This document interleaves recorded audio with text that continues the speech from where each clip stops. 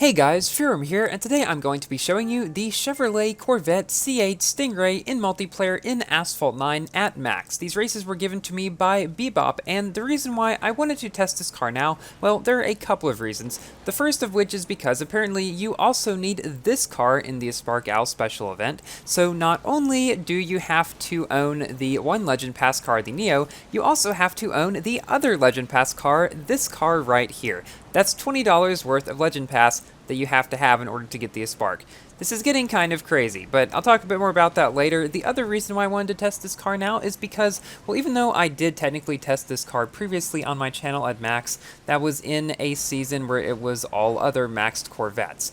And so I was really unable to see how it would really do against all of the other cars. So that's what we're seeing here. And what's special is that all of the races in this video were recorded in Platinum League on Bebop's way to Legend League. And you'll see if he's able to get there in the end. You might be wondering how it's possible to get to Legend League in a C-Class car. Well, for some reason, and I'm not entirely sure why all the reasons behind this, but in the past few multiplayer seasons, it has just been a lot easier to go up in rating in general, and so people are able to get to Platinum and Legend League with cars in one or even two classes below what it normally would be. Like a C-Class car in Platinum League, for example, would be two classes below because Class A cars are available in Platinum League. I think part of the reason for that is because a lot of people are just using lower class cars, and if everybody does, then it becomes easier for other people to do it, which means there's really no reason to go into the higher class cars, and then you can win with a lower class car. Because in this race, for example,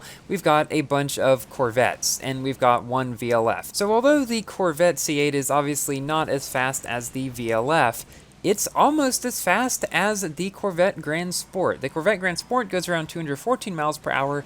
This car goes around 212. So that's just a 2 to 3 miles per hour difference. I think this car here, without all of the epics on top speed, goes closer to like 211 and a half. But even then, it's a very minuscule difference. Generally speaking, the epics don't really give you too much of a speed boost, like 1 to maybe 2 miles per hour. In most cases, at least. So he's not really losing much here, but as you can see, he's pretty much neck and neck with these Corvettes, just going a couple miles per hour slower. And so if you're in a situation like this, it just takes a little bit of better driving in order to beat them. Now, I'm still kind of unsure which way is better here, going up top or going in the bottom, because I've had cases where going in the bottom, I end up being further ahead than someone who goes on top, and vice versa as well. I think in general, going in the tunnel is definitely better for any of the higher top speed cars that don't have good nitro or acceleration maybe, because when you're going around the turns down at the bottom,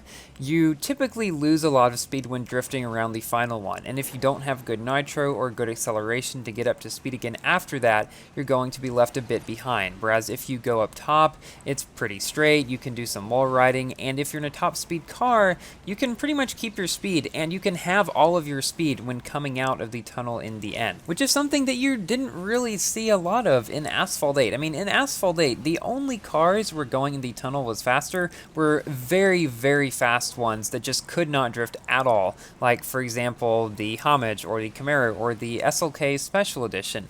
But in Asphalt 9, it's pretty much just like most of the faster cars, unless you have just really good acceleration. I have seen some cases where, like, going in the Spark, for example, down below, was pretty fine because its acceleration was good enough to get it up to its top speed again after you get out of the bottom section. I guess that's really one of the biggest determiners there. But now we're on to Osaka, and coming up pretty close toward the end of this race, with the other car catching up extremely close behind at this point. That's a Corvette Grand Sport, as you might be able to imagine based on just how quickly he was able to get around that turn, but then Bebop pulls away in the last second and comes in first place. Also, the decal of this car is really cool. I just thought I'd point that out. The Acura NSX GT3 Evo event is still going on, and currently I do not think I'll be able to win it unless I get lucky in the packs, as I'm pretty low because I missed a day somewhere in there. But I should be able to 2-star it and maybe pick it up later or just get lucky in the packs. I was going to really try and go for it for a while, but then I realized, and somebody pointed out to me, that it's probably not even going to be in the the Class C Elite events, then it's like, why even bother really going much for it? Because those Elite events are like the main reason to try to get really good cars in these specific classes. I guess also for multiplayer, because if you have the best car in C class or whatever, it's easier to get up to Gold League, for example. But that's almost a moot point now too, because as you can see in this video, and as you probably noticed over the past few months, it's become just a lot easier to get to higher leagues in multiplayer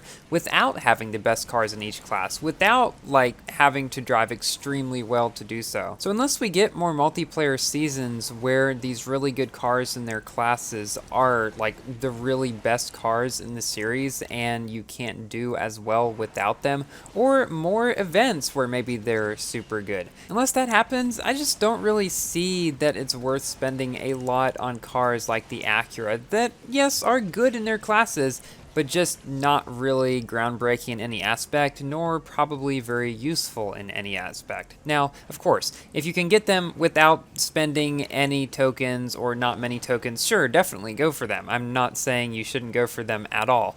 I'm just saying not good to spend tokens on. Something that I have spent tokens on is my Bugatti Chiron, which I've gotten up to 5 stars. Did that a little while back. I've driven it on stream, which I did last Saturday. If you missed it, you can check out the archive. Anyway, I've 5-starred my Chiron, and because we are currently in a Ghost Slipstream multiplayer season, it just started about a day ago, that is the perfect opportunity to really test that car. So that's probably what I'm going to be doing in there. Also, I'll probably be making a video about the Spark Owl in the multiplayer season that just ended. Even though I did make the max test video about it, I feel like it's not really the same as doing multiplayer, because obviously I can play the tracks multiple times to get a lap that I'm satisfied with for those. But with multiplayer, it's just more raw, because you don't get to redo these races. You kind of got to take what you're given, and then you get really close ones like what you've got right here.